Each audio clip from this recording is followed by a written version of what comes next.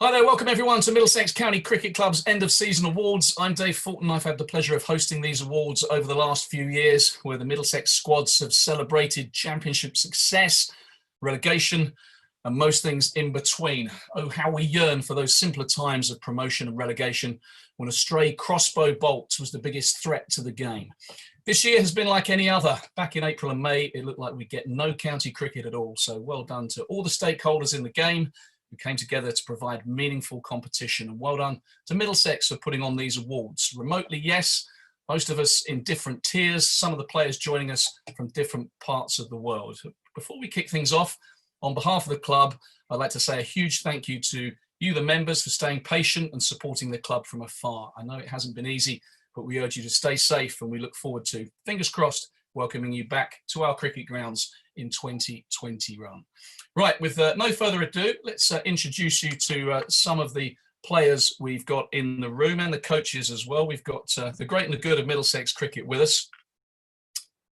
From the men's squad, Director of Cricket Angus Fraser, Head Coach Stuart Law, our Bob Willis Trophy and T20 captains for 2020, Steve Eskenazi and Stephen Finn, plus Nick Gubbins, Luke Holman, Max Holden, Tim Murtagh and John Simpson. From the women's and youth squads, Danny Warren, Regional Director of Women's Cricket, Naomi Datani, Women's Captain, plus Gayatri Goel, Sonali Patel and Rory Coots, and finally Atharva Prasad. So thank you all for joining us. Let's kick off with Angus Fraser.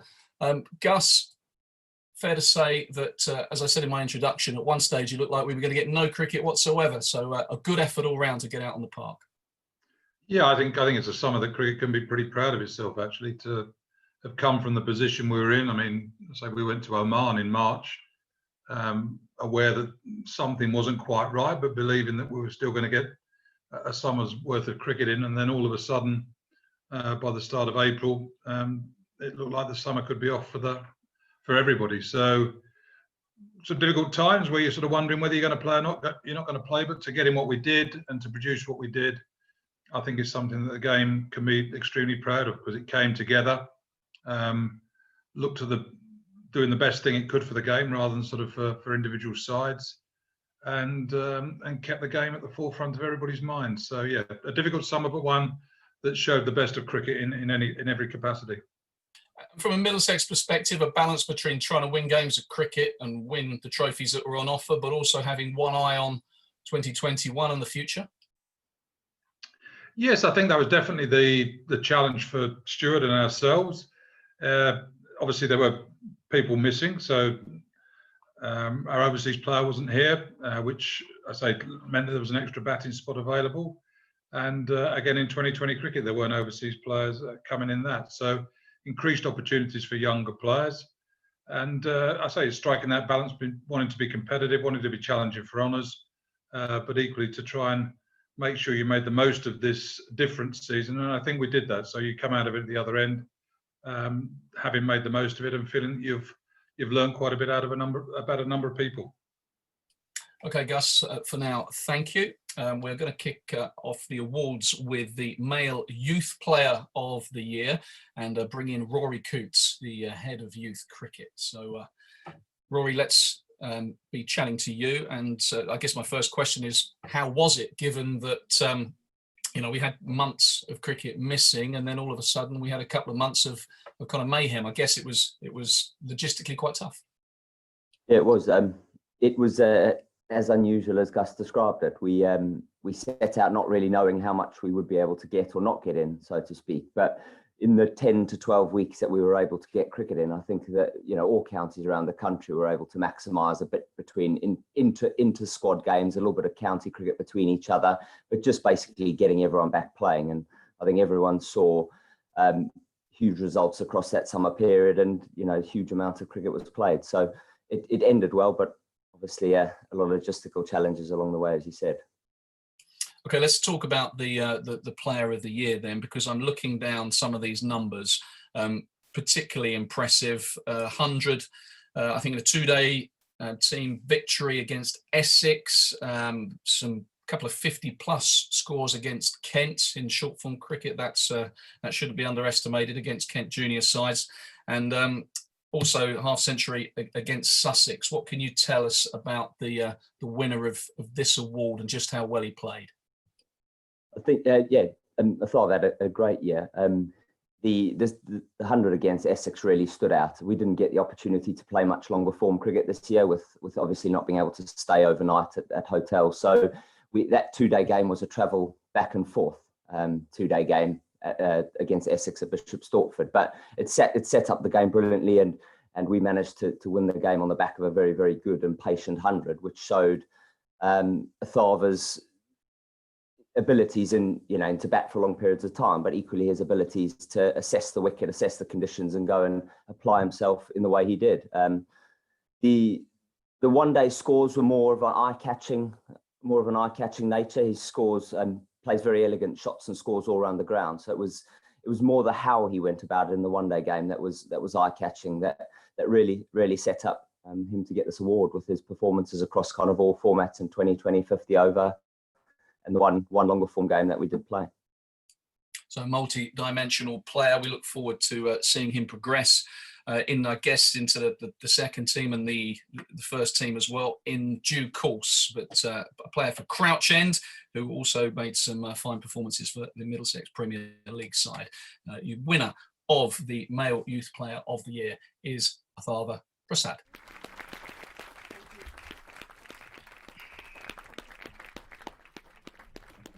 Cheers, thank you.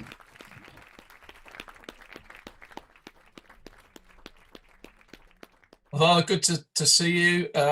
Sounds like you've had a tremendous summer. How strange was it, first of all, given that it didn't start till kind of halfway through?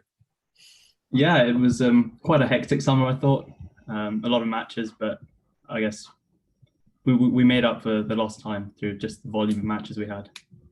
And when the games come thick and fast and you're in good touch, you must welcome them.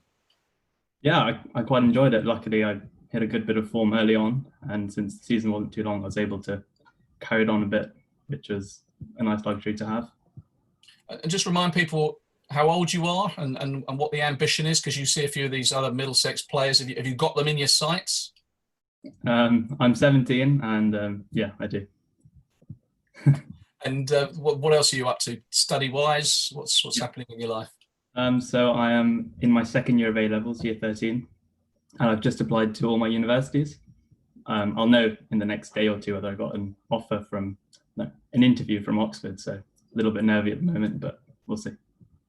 So if you've got an interview from Oxford, that means you're probably a bit too clever for a lot of this Middlesex side. Have you met any other Kent lads? Quite a cerebral bunch, even though I can't speak down here on the southeast coast. No, I think intelligence is well represented at Middlesex. Well said. Atharva, many congratulations on your award and good luck with the studies. Thank you very much. Okay, we are going to go to the Women's Award, but before I do that, let's welcome Danny Warren, former head of Middlesex Women's Cricket and now Regional Director of Women's Cricket for London and the East Region, and covering the role of head of Middlesex Women till a replacement is found. Danny, just how difficult was it from your perspective on the women's front, just getting games kind of up and running? Because I know that women's cricket, there was a fear that it was going to take a back seat in relation to the men. How did you find it? Yeah, as everyone keeps saying, it was a really strange summer, wasn't it? We spent most of it trying to work out the difference between elite regulations, recreational regulations, who fell into what, who was allowed to do what. So there was probably as much paperwork as there was cricket, and we all know there was quite a lot of cricket played at the end of the summer. So it was credit to everyone, really. ECB did back the game massively. They gave everyone the impetus to continue planning throughout the lockdown to look to play, and to all the counties and all the players. As soon as we had the opportunity to do something, we jumped at it. So it was very pleasing, like everyone said, to see us get so much out of it in such a short space of time. And let's talk about the winner of this award then. 17 years of age, again, a young lady who's had what seems like a real kind of breakthrough season, given how far she's come, and she's played in the Rachel Hayhoe Flint Trophy as well. She's gone from strength to strength this summer. Yeah, absolutely. She burst onto the scene as a Middlesex player last year and opened everyone's eyes. Spent the winter on the England Women's Winter Training Group.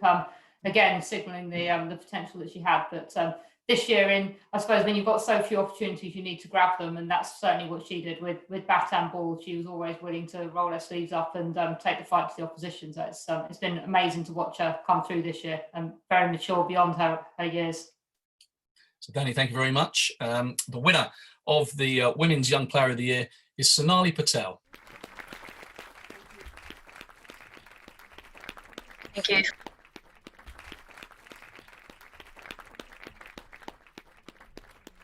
Hi, Sonali. Many congratulations. Just how big a summer has it been for you? Because that Rachel Hayhoe Flint Trophy, mixing with different players, some very fine players, some of the best in the country. How was that for you?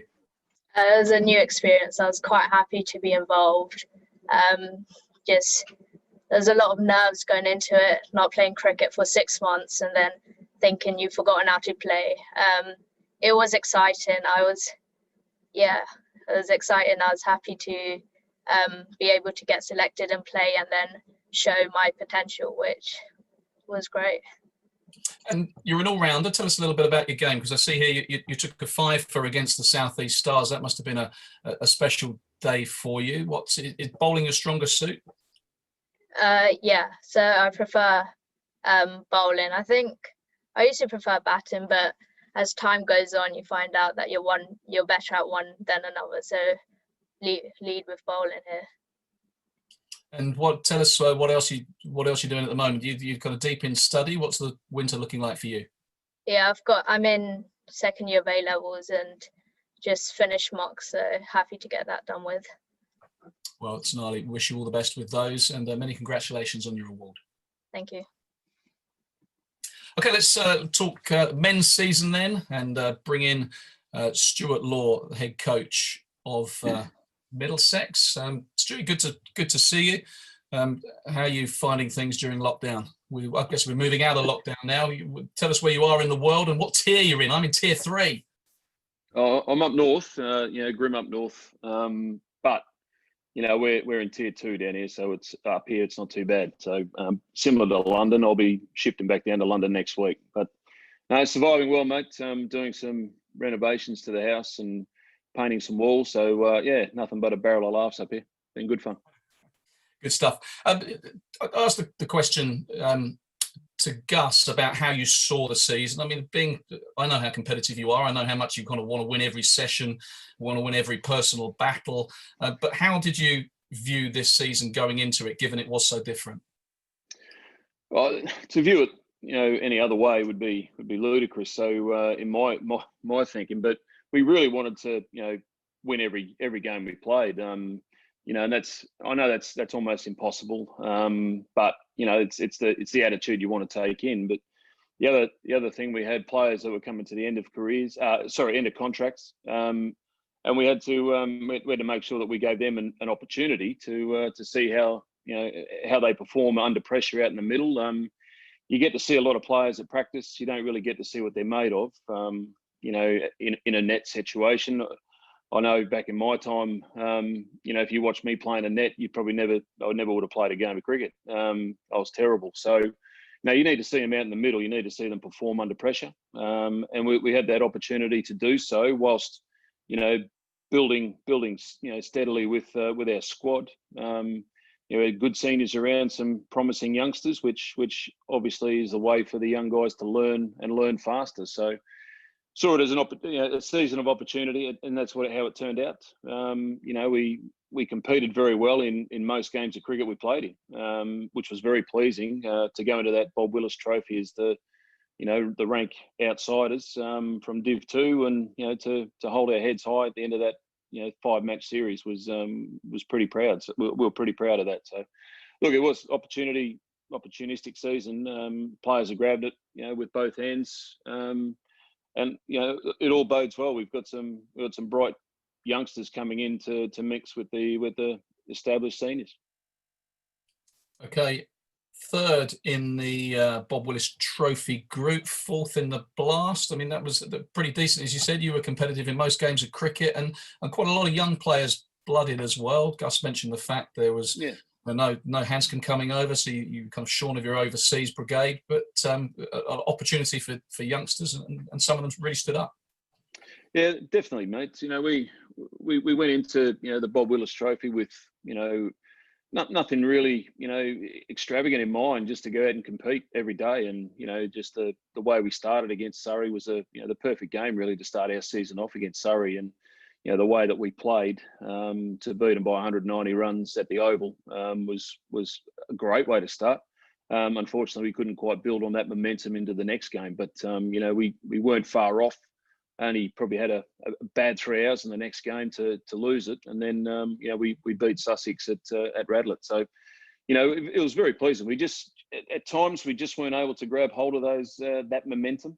But when we did, we showed what a great team we can be, and a great competitive side that we are. You know, when the back's to the wall, we stand up and fight, which is, I love watching that from the sideline. I like watching a team get into a battle, and obviously you always want to come out on top. But as long as we're in the fight for as long as we possibly can, you know, if we take games deep into day 4, we played bloody well.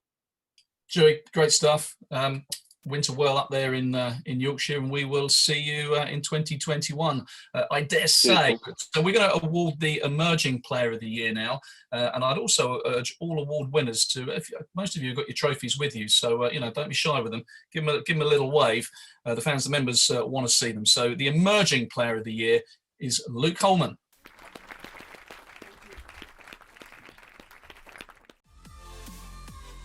Openers, what can he do here now? Oh, and he goes LBW appeal and out. Far on 8, next delivery. Hit hard and straight to the field and caught. Middlesex's neck. It's a full toss. It's gone into the boundary for 4. 17. He's hit that like a tracer bullet for 6. Luke, come and join us. Let's have a look at that trophy if you've got it, mate. How was the season for you? Yeah, it was brilliant. Yeah. Thoroughly enjoyed every minute of it for sure, and it was, yeah, loved every minute of it. Can't complain. And in terms of this winter, I mean, a lot of young players in your position will be looking to go abroad, South Africa, Australia, New Zealand this time of year. I guess that's something that is tougher this time around. Just how frustrating? Yeah, for sure. I pretty much was supposed to go to New Zealand, to Auckland. But obviously that wasn't to be. Of course, it's very frustrating. But just look at it from a positive point of view. It's another winter I can spend here and stay around the coaches and build bonds with other players and teammates, and improve areas of my game which may need to be improved on. So it's not the worst thing in the world not going away, but hopefully I can do that next winter. And what was the personal highlight of the couple of months of cricket that we got for you? Is there a game you look back on and you think that was when I bowled at my best? That's when I kind of whacked a few out the park as well? You might not like me saying this, but probably the Kent game down at Canterbury. Obviously we won the game, which was fantastic, and it was a close game from a neutral point of view as well. But I did all right with the bat as well. So I was pretty happy with the ball. So I was pretty happy with that performance personally, and of course from the team winning that close game. Yeah, it certainly was a terrific performance. It was a great game of cricket as well. I was there. I remember it well. So Luke, many congratulations. Winter well, and good luck for 2021. Cheers. Thank you. Okay, we are going to move on to the bowling performance award. Before I do that, let's introduce the Bob Willis Trophy captain all the way from Sydney. I think the time of recording, it's about 4:30. So Stephen Eskenazi, thank you very much for joining us. How are you? Morning, Fulton. Yeah, very well. Thanks, mate. Thanks very much. Good stuff. I'm guessing, looking at the state of your hair, you've just either wandered in or you've just woken up at 4 a.m. Which is it? No, Loz told me about this event a couple of days ago, so I made sure I had a real early night, a nice cup of tea. Although the last time I did wake up at 4 o'clock in the morning was for Tom Helm's birthday, and a little bit of rosé, and I was hungover at 1 o'clock, so I thought I'd go a little bit more tame this time. Quite right too. Tell us a little bit about how you found the captaincy of the Bob Willis Trophy side. Yeah, it was an unbelievable opportunity for me. Incredibly challenging, something very, very different. Leadership was always something I guess I'd aspired to at the club. But it was very different in theory to when I was out there in the middle. I had some amazing senior players around me, the likes of, Mert and Robbo and Jimmy Harris and these guys who played so much cricket. So in that sense, it definitely made things slightly easier. But yeah, it definitely was something I'll look back and reflect on as something I've learned an incredible amount. But I don't think anything could have prepared me for what it was like to be out there making decisions that really affected the game. But yeah, I absolutely loved it, and it was extremely rewarding. Good stuff. Well, the kind of nominations or some of the key performances on the bowling front, I'll just run you through. Tim Murtagh took a couple of fifers, 5 for 47 against Surrey. Always nice to take wickets against Surrey. Miguel Cummins with a 5 for 62 against Kent. Luke Holman's 3 for 18 against Sussex. But the John Bugden Memorial Bowling Performance Trophy, for that 5 for 47, but also for the 5 for 34 against Sussex at Radlett goes to Tim Murtagh. But Eski, before I bring Tim Murtagh in, I want to just ask you what it's like to captain him, because I was also there for that 5 for 34, and I think 4 for 4 at one stage, Sussex. All hell was breaking loose. Yeah, it's absolutely phenomenal. I think there are a couple of instances that I forgot that Mertz actually had to stop bowling at some point. He bowled some monster spells before lunch, but it's incredible to have a bloke like Mertz with his experience. I think the one thing that obviously people see his performances and see his wickets and see his figures, but what they don't get to see is what he brings to the rest of the bowling attack, what he opens up at the other end, and the invaluable experience he's imparting on the other bowlers. So incredible package, and yeah, he's going to be sorely missed in 2027 when he goes into his final year. Yeah, well, he's only 39, and Aaron Stevens playing at 45, so he's got a few years left in him. I want to just ask Stephen Finn about Mertz. So, Finn, if you're happy to kind of unmute yourself and get involved in this, because you two have had this kind of lovely relationship on and off the field. What's it like playing with Mertz and bowling up the other end to him? Well, he gave us an exhibition on T20 bowling this year after about 10 years out of the T20 game. He dusted him off and opened up as one of our spinners in the power play. So he did a great job for us up top there. But he's a legend of the club, isn't he? Over 1,000 professional wickets, I think it is, about 900 or more first-class wickets. So it's an amazing person to have at the club and to just have him around. And like Eski says, the experience that he gives the guys coming through and the rate of development that you'll see from people like Blake Cullen and other young bowlers coming through, just being around someone like him is always a great thing for Middlesex Cricket Club. Of course, you've taken over the captaincy of that T20 side. Was that a Stephen Finn tactical masterstroke, bringing Murtagh back? Are you taking responsibility for it, or did some of the off-field staff have a word? I'd like to say it was me, but Mertz was in my ear telling me he'd booked a holiday in Tenerife for those dates, so he wasn't really that keen to play. But no, it was the coaching staff and just looking at the nature of the wickets that we were playing on in the second half of the tournament, and potentially a little bit slower and stoppier and harder to hit someone like Mertz's style of bowling, I think. So yeah, I'd love to take credit, but unfortunately I can take absolutely none of it. Stephen, thank you. So the John Bugden Memorial Bowling Performance Trophy for his 5 for 34 against Sussex at Radlett goes to Tim Murtagh.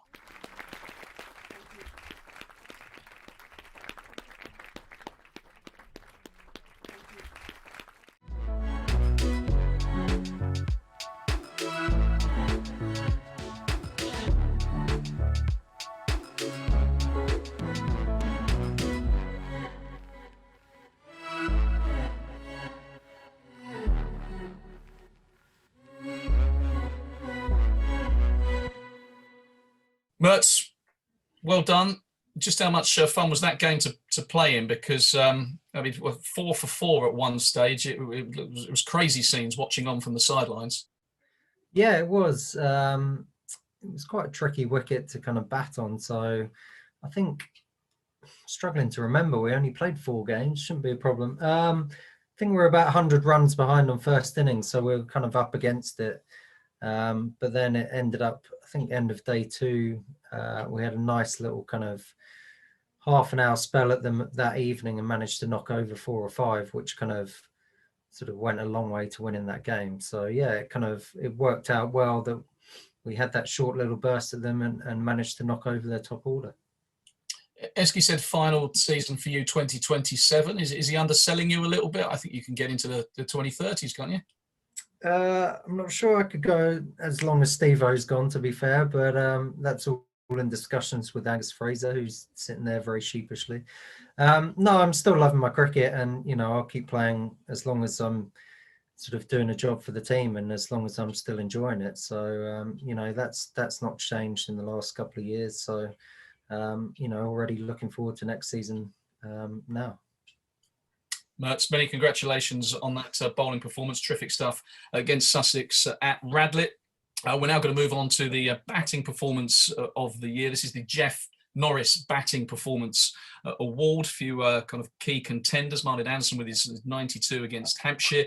Robbie White's 99 against Kent. Max Holden's 102 against Essex in the T20. Stevie Eskenazi's 84 again against Essex as well. Lots of contributions from Eskenazi, of course, in that T20 blast. But the winner for his 192 against Surrey of all sides is Nick Gubbins.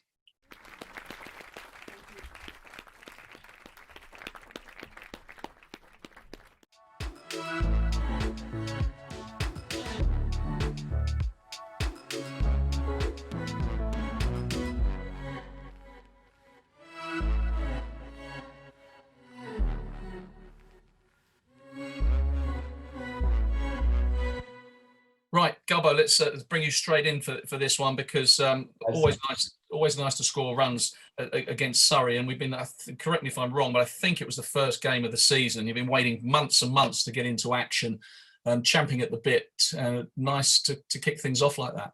Yeah, absolutely. As Stu alluded to earlier, it was kind of the perfect week for the club in terms of getting back into cricket, which was first and foremost what everyone was most excited about. And then to play the way we did as a side, putting big runs on the board, and putting Surrey under pressure with the scoreboard, and then kind of finally having a big win on day 4 with kind of a declaration, wondering as a side, doing all the multiplications as to when we'll declare, how much time do we need, and yeah, thankfully, I think it was Robbo on that final evening was the last throw of the dice for Eski, and he broke it open for us to then bring back the quicks to knock them over. So yeah, it was a great week for the club, and yeah, it was nice to get a few, obviously having been out for a while. Have you got your trophy with you, just out of interest? Is it lurking nearby? Let's have a look at it.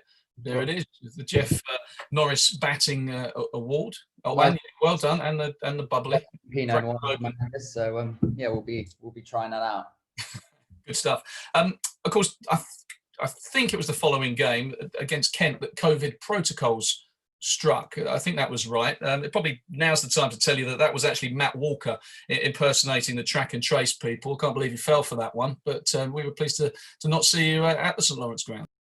Yeah, it was a strange one, and it's obviously a situation that I've never encountered before, and I don't think anyone else has in the game. So yeah, it wasn't the ideal call to get on Saturday morning as my alarm went off, and yeah, there were a few different scenarios going through my head, as you can imagine. But yeah, it was frustrating all around, and hopefully that's the last time any of us get a COVID call on the morning of a game. Because I remember commentating on that one, and there was no you, fresh off 192, and there was no Jordan Cox for Kent, who'd also had a COVID protocol situation. So 2 guys who'd scored massive hundreds, both fit and firing, were unable to play. But I guess that's the kind of summer that we've had. It's all been a bit strange.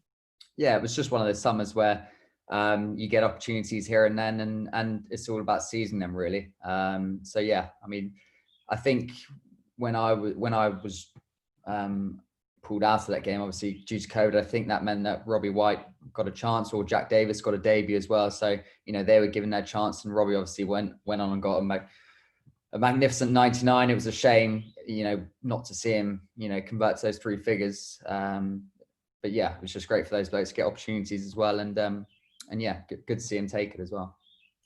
Gubbo, great stuff. Hopefully speak to you again soon. But yeah, batting performance of the award goes to Nick Gubbins. Really All good. right, now we're going to the Pamela and Gerald Williams Fielding Award. This award acknowledges the skill and contribution fielding makes in the current game and was introduced last season after being kindly donated by Leslie Williams in memory of her parents, Gerald and Pamela, who were lifelong Middlesex members. Gerald also was a founder of the SEAX Club. The award this year decided by points awarded for fielding during the T20 and then a group decision by the coaches based on attitude in the field, attention to fielding skills in training, consistency and improvement. The winner, Gubbo shaking his head, is Max Holden. Thank you very much. Cheers, guys. Thank you. Bowls here, northeast. Struck on the pad, shout. Taken by Holden the gully.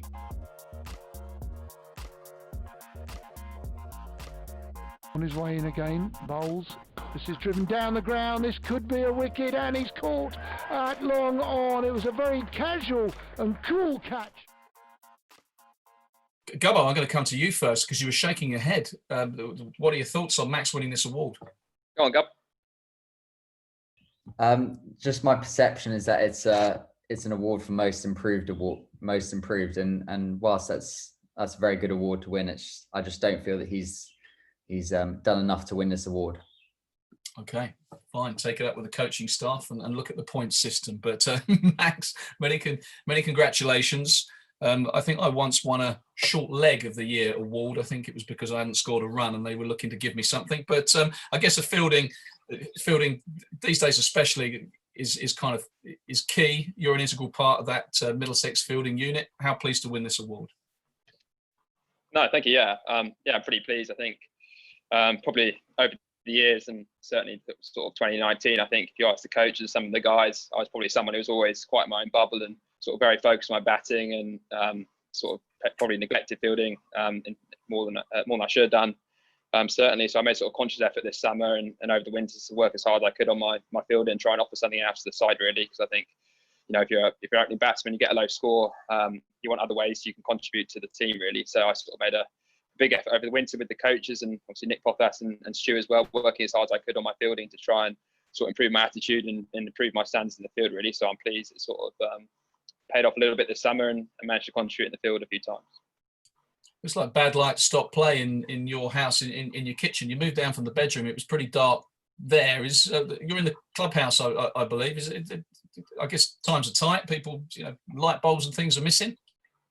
Yeah, I'm in the clubhouse at the moment. So any issues with the house, obviously, our great landlord Angus Fraser's responsibility. The Wi-Fi's actually been down a few times. That we've been playing a bit too much PS4.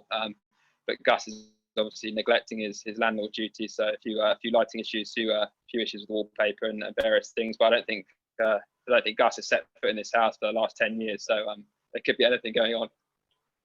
Well, now is your opportunity in front of the Middlesex membership to maybe to list a long list of things that are wrong with the house. Can I just come in here? I mean, this is a bit hard. We'll be here all evening. I don't see much today. I mean, during the first lockdown, there were a couple of food parcels that were brought to you and the inhabitants there, cooked lovingly by myself, my wife, and family to get you through. And there I was feeling a bit sorry for you after Gubbo's onslaught there, which was a bit unjust. But now I'm very supportive of Gubbo's attitude, actually. Oh, terrific. I think. Go on, Max. Come back at him. No, I was going to say, first of all, none of the food was cooked by Angus. It was obviously his lovely wife, Denise, cooked us all food. So luckily, Gus wasn't involved in the cooking at all.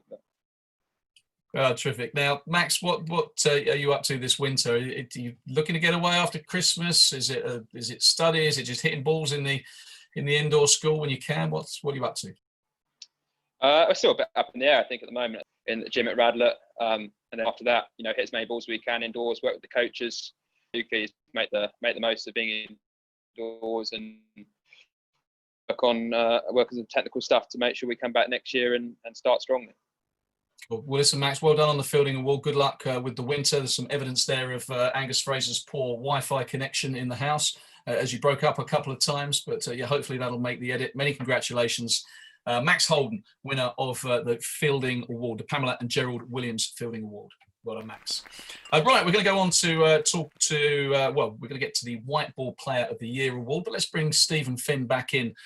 First of all, T20 captain, of course. And Stephen, how did you find the captaincy? Yeah, it was good fun. I think the fast-paced nature of the games was a thing that took a little bit of getting used to, having not captained a T20 before this season and just done 50 over stuff. But it was an honour to lead the club that I've grown up playing for so long. So and to have the number of young players that we had representing us this year and to see what they could do in that format was something that I was very proud to be able to lead them out. I mean, the action kind of comes thick and fast in T20. You're out there in the field, you've got to bowl your overs, you've got to set the fields.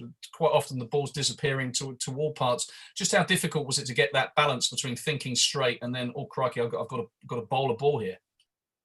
Well, I think you use your instincts a lot. I was lucky to have Steve Eskenazi out there as well as someone who is experienced in the sense of having captained T20s in the second team and has been around for a while now. So to have him there to talk to about tactics and about your next plan, and the coaches are very helpful as well with providing information and stuff before you go out there on the field to be able to influence your decisions. So yeah, there are a lot of people helping you. It's not just you that takes all the responsibility for that, but it was good fun. And I think one of the things that I tried to do was encourage people to express themselves. And I think that with the way that we saw a number of the younger players express themselves during this, I think that reigned through. Yeah, I saw a bit of Middlesex this summer, and I thought a lot of good young players emerging. So, yeah, well done on a decent season, Finney. I just want to get to the White Ball Player of the Year. Done a bit differently this year. For the first time, voted for by members and supporters in an online vote. The nominations were chosen by the coaching staff for members to vote on. Stephen Finn, one of those nominations, John Simpson, Luke Holman, and Stevie Eskenazi. Big thanks to everyone who voted for this award. And we have picked out a winner of the people that voted, randomly selected, and it is Roland Brewer who has won. So congratulations to Roland. You have won a signed shirt from the winner of the White Ball Player of the Year. This man, 42% of the vote, an average of 41.3, opening the batting, 413 runs in the competition. Stevie Eskenazi.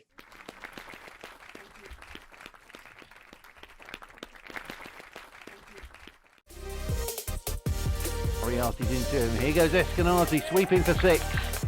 Left arm around the wicket, bowl. Wow. And Eskenazi.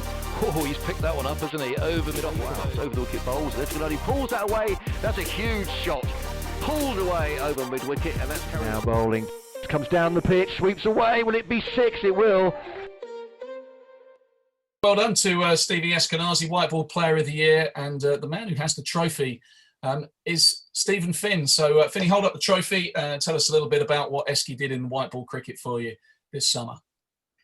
Yeah, Esky was incredibly consistent. He gave us consistently good starts at the top of the order, getting us off to racing starts, slogging people over deep square leg quite consistently. So for that, averaging 41, I think in the white ball stuff this year, the T20 and the consistency of it, he's got the Player of the Year. So congratulations. Thank you, Steve. Very kind words. What does it mean to win this award, mate? Because you were mighty consistent at the top of the order. Yeah. For me, it was like a bit of a release of frustration from a performance point of view, not being able to maybe contribute as I would have liked in the Bob Wills Trophy, to go out there and put my hand up at the top of the order, have a bit of fun, play freely was really fun for me. And the young group that came through played some pretty exciting cricket. So to get the side off to some good starts with the stick was great fun, and to cap it off with some good wins meant for a good couple of weeks there. Tell us about your style at the top of the order, because some people open with spin. It didn't look like there were some teams come out kind of crash bang wallop. I noted, having seen you guys a lot and seen a lot of blast cricket, that you were also quite happy to pick the 1s and 2s up. Hardly any dot balls you face compared to some others who were looking just to hit 4s and 6s. You seem to mix it up well. Yeah, I think I've got to credit Stu and Skeg and the coaching staff for that, because I think in the nature of the way I play my cricket, there was no need for me to go out there and play a Chris Gale style. I was never going to be the sort of guy that's striking at 180, 200. I had to find a different style, play smart cricket and manage conditions. I guess towards the back end of this competition there, when you had a little bit of a sense of the style that was going to suit you the best, I felt like I could be a little bit more consistent there. So we were lucky to play on some different dimensions grounds and get back to playing our home cricket at Lords. So, you know, we were able to definitely shift our style towards that, and it definitely helped me. Stuff, Stevie. I think you can probably go and put your head down soon, get back to sleep. But many congratulations on winning the White Ball Player of the Year. Right, on to the Red Ball Player of the Year. It was a new award for 2020, again voted for by members and supporters in an online vote. Nominations chosen by the coaching staff once again were Tim Murtagh, John Simpson, Martin Anderson and Nick Gubbins. And the member that has won, randomly selected, as Howard Gibbs, who wins a signed shirt of our winner. Now, the winner had 54.6% of the vote. 25 wickets in the Bob Willis Trophy, an average of 12.72. Second in the averages to Sam Robson, who topped the table with an average of 3. Best bowling figures of 2 for none. A little bit of a captain's masterstroke there. But the winner of the Red Ball Player of the Year is Tim Murtagh.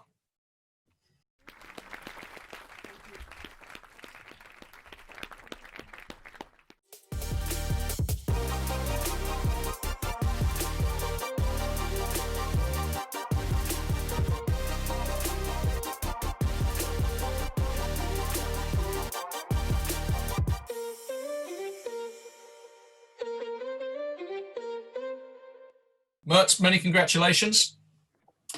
We've talked to you once, mate, but you know, we talked to you about that bowling performance at Radlett, but 25 wickets at an average of 12.72. Didn't even have the Lord's Slope to work with this year in the Red Ball stuff. Just how pleasing was the season that you just had?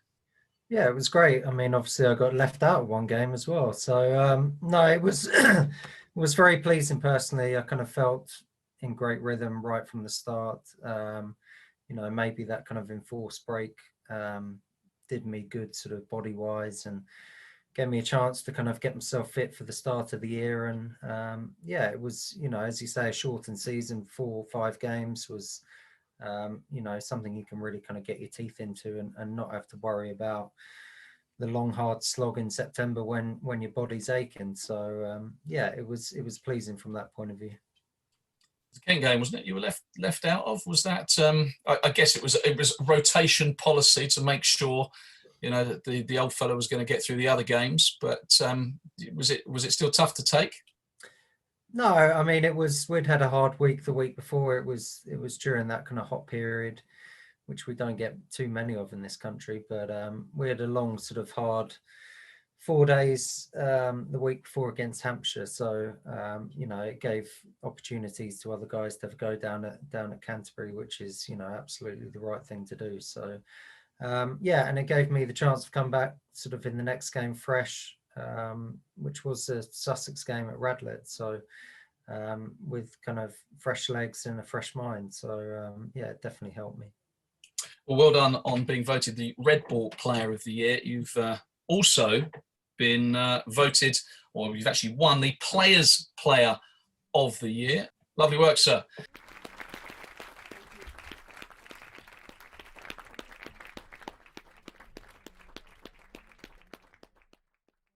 Many congratulations. The T20 comeback, second in the bowling averages, 7 wickets at an average of 17, with an economy rate of 6.61. I mean, in modern parlance, 6.61 is pretty special. Just how satisfying was that, having not played 2020 for a long time, to come back and produce those numbers?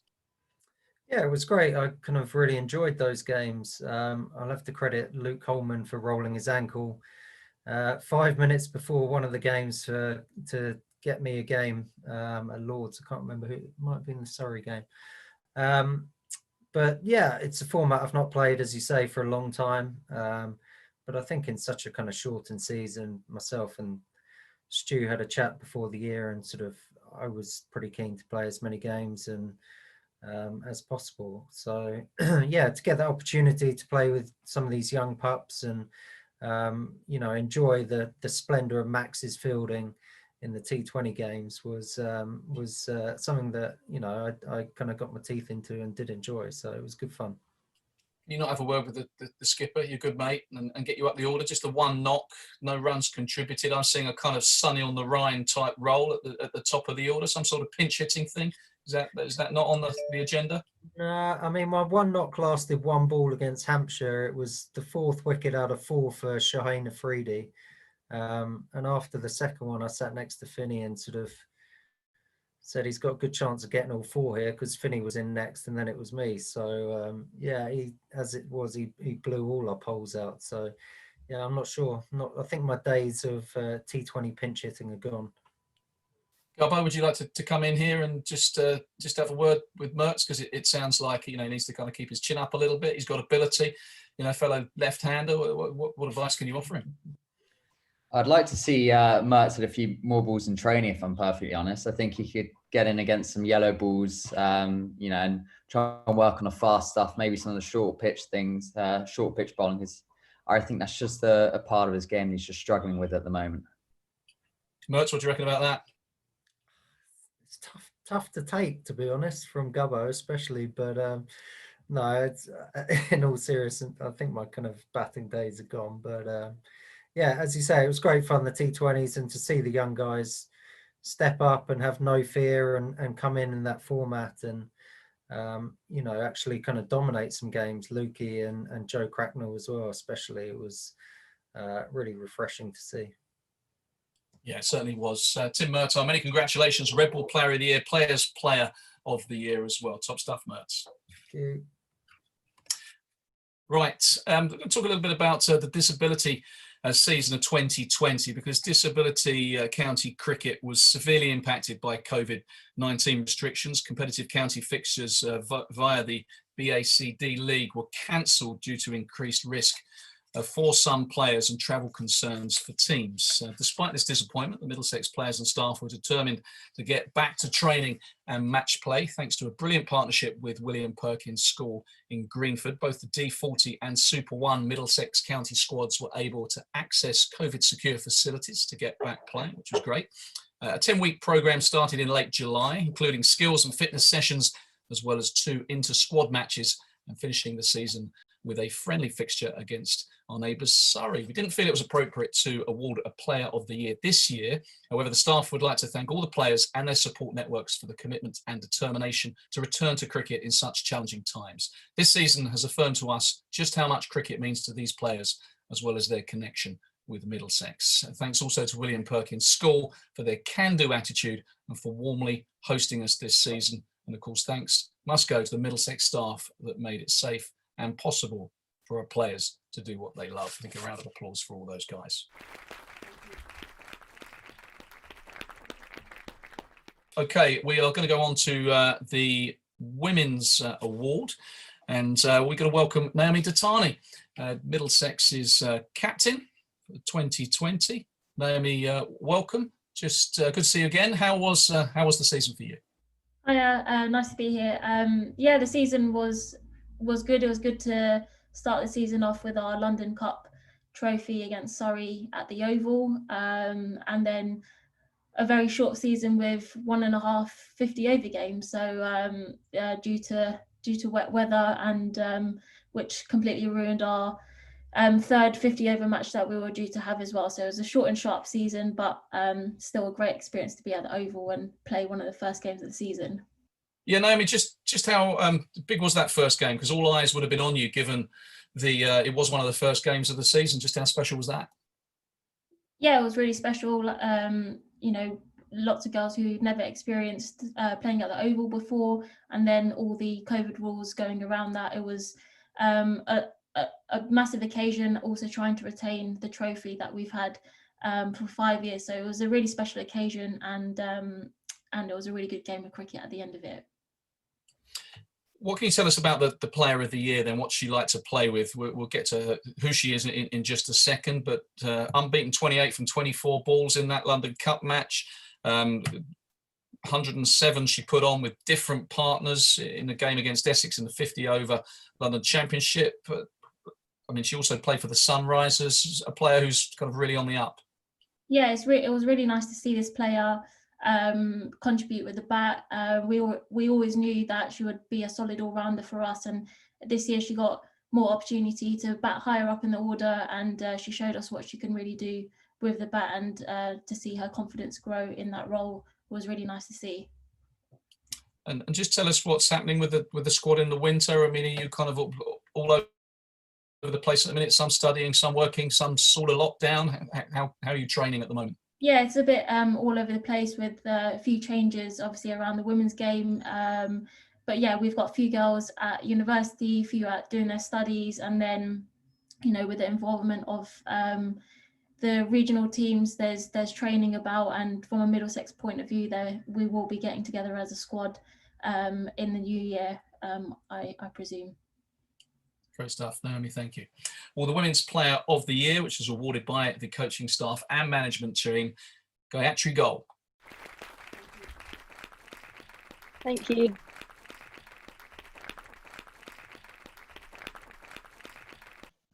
Hi, Guy. First of all, we should ask where you are, because it looks like you're in the car, and tell us what's been going on. Yeah, I'm in the car. I'm on the way home from uni, but we got a flat tire this morning, so I should have been home by now, but I'm not. So I'm currently at a services on the M1. Well, thank you for bearing with us as we went through the other awards, because you probably could have made good progress towards time. Tire fixed? Yep, all good now. Good stuff. And tell us a little bit about your season, because you had one or two injury problems in the Rachel Hayflint Trophy. Yeah. How are you now, and how was the rest of your season? No, I think, well, the season obviously started really well with me having, it was a short season, but it was a good count season, as Noam said. And I think something just clicked for me as an all-rounder, which it hasn't before, because I've never really had that many opportunities with the bat, but it just clicked this season. And then, yeah, later on in the season, it's a bit frustrating getting injured as soon as the Rachel Hayflint Trophy came around, but I'm all good now, ready to get back to training and get strong in the gym. So, yeah. And how do you balance the studies with the cricket? Does that present some problems, or you balance it up well? I think it's just working with coaches to find time to do both, but everyone's been so helpful. So I come home whenever I can and train with all the girls. But I think because I'm in my last year of uni as well as my master's year, so I've put that first for now. And then as soon as I'm done, I'll just focus on cricket. Well, many congratulations on the award. Good luck with the Masters, and look forward to seeing you play in the summer. Thank you. Thanks, Guy. Okay, our final awards of this online season's award is the Men's Player of the Year, decided by the coaching staff. I guess we'll bring Stuart Law in at this point, because the winner, with a Bob Willis Trophy average of approaching 36, second to Nick Gubbins, 19 catches and a stumping, so there's one or two clues of who it might be. An average in the T20 Blast of 36, second only Stevie Eskenazi, 5 catches and 1 stumping. So we probably work out that the winner is John Simpson. But Stewie, just how much of an all-round contribution does Simo make to the team? Yeah, cricket-wise, he's been outstanding for a long time, Simo. He's probably probably the most resilient county player on the circuit. Hasn't missed a game through injury in his time. So touch wood. Sorry, Simo, I've just put the mocker on you, mate. But yeah, I think the work that he puts into both aspects is keeping, particularly. We keep challenging him as a staff, the coaching staff. We keep challenging him to be better. I believe he's probably underachieved in the last couple of years. I think he's probably good enough to be in that England setup, but it's something he needs to do. It needs to change to make sure that he's still putting his name up there, and he doesn't shy away from it. He's quite happy to have a tough conversation, and he'll either sweep it under the carpet or stick 2 fingers up and go out and prove you're wrong, which is the way you want it to be. And look, I think wicket keepers have a role in the team that sort of flies under the radar as well. And the contribution that he makes, I think, in T20 cricket with his power hitting and his keeping as well, just need to find a voice, Simo, and you've got the full package there, mate, out in the field. So, I think that it has flown under the radar in recent years, but his contributions have been outstanding.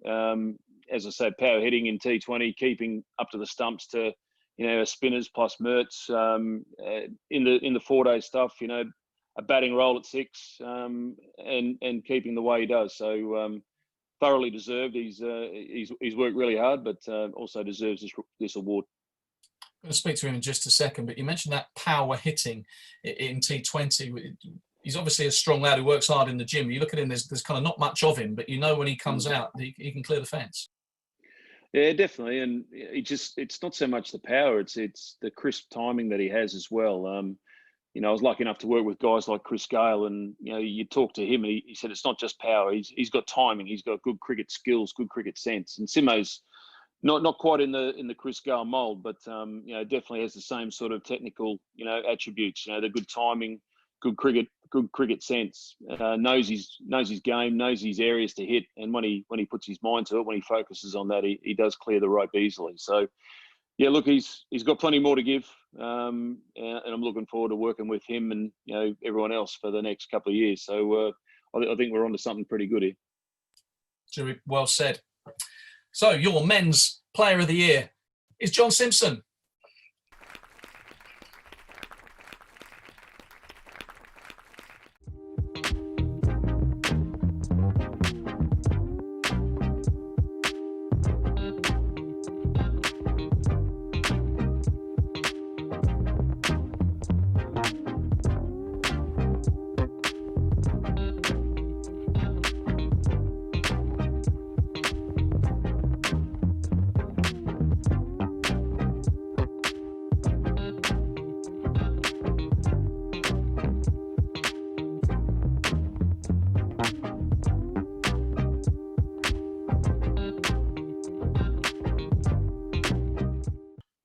So the men's player of the year, John Simpson, and once again, probably because they wanted to courier 2 trophies to the same place and not pay 2 fees, it's Stephen Finn who has the trophy.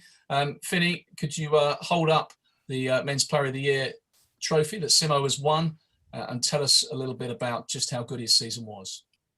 Well, those 2 trophies woke me up at 8 o'clock this morning when I should have been getting some beauty sleep. So thanks, Lorraine, for sending me those. But Simo, it's a great pleasure and honour to be able to receive this award on behalf of you. Everyone at the club knows how hard you work behind the scenes and under the radar to be as consistent as you possibly have been. Stu alluded to it earlier that you do manage to slip under the radar, but this is great reward for the consistency of performances that you've put in over the last few months or so in this truncated season in both formats. It's been really impressive to watch, and long may it continue, and hopefully higher honours for you in the future. So congratulations. Cheers, Stephen. Thanks for that. Simo, many congratulations. Praise indeed from Stuart Law, mentioned there in the same breath as Chris Gale. That can't be bad. Yeah, cheers, folks. Yeah, pretty much as you said, really. Short in stature, but yeah, if only I had, his size, I guess. But no, it's obviously nice to be mentioned in the same circle as Chris Gale. But yeah, I've got a long way to go before I start matching him. Tell us where you are in the world, because you're not in Blighty, I understand. No, I'm actually at my parents in Spain. So yeah, Gus and Stu have allowed me to come out here and play a bit of golf and a few gym sessions here and there. And what's the situation? What's the COVID situation like there out in Spain? No lockdown for you. You've been able to get on the golf course. Yeah, no lockdown for me. So yeah, I've been able to get 3 rounds of golf in a week. And just tick over in the gym and training wise. So it's it's actually been quite nice. Weather's been great as well. So it's been nice not sitting in my flat in Willesden Green staring at 4 walls.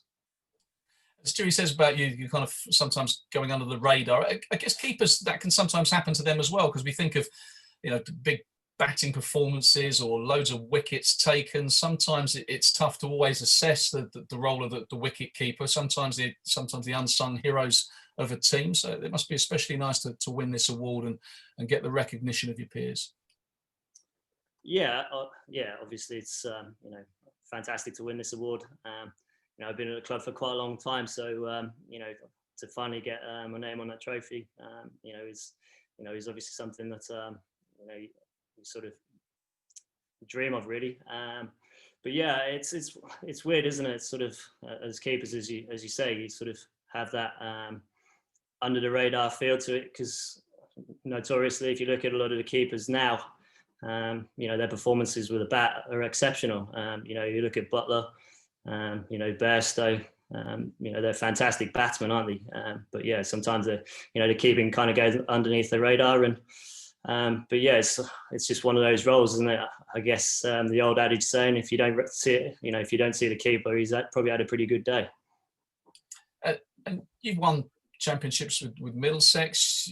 You've obviously seen a lot of the guys from the best position in the house, behind the sticks, that bowling attack that you've got as well, and you would have been in from the batting perspective involved with lots of good partnerships. Just to assess where the kind of the squads are at. And I say squads because I'm thinking kind of red ball and white ball. Do you feel that the club very much in the right direction?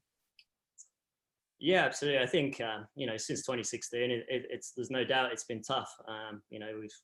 We haven't hit our straps, and as we'll all admit, there's been some tough conversations, and we probably have underperformed. There's no doubt about that. But it's great to see a lot of the younger guys coming through. I think obviously in 2020 it was fantastic to sort of share share some really good partnerships with Luke Holman. Obviously Jack Davis coming through. Obviously Martin Anderson is finally fit, and he's going to be definitely one for the future as an all-rounder. But like you say, it's we missed Toby obviously, but we've still got the the old head of Mertz leading the attack, and you add into that with Finney, Ethan, Miguel, if he's obviously coming back. We've obviously got a great blend, as Stu said, of a great mix of youth and experience. So if we can sort of blend that nicely together, then it's going to stand us in great stead moving forward. But I don't think we're disillusioned. We've got a lot of hard work to do, not just on the field but obviously off it. So another tough winter here, and obviously here's me sat in Spain saying another tough winter, but obviously once I get back, it's straight into business and getting amongst the boys. Well, listen, mate, enjoy the rest of your Spain trip, and look forward to seeing you in action in 2021. Many congratulations to John Simpson, the winner of the Men's Player of the Year. Well done to Simo, well done to Gaia, Women's Player of the Year, well done to all the award winners, and thanks very much for all the players and the coaching staff for tuning in. Thanks very much to you for watching too. We very much hope, fingers crossed, that we'll see you at a Middlesex cricket ground in 2021 to cheer on the respective Middlesex teams. Thanks for being with us.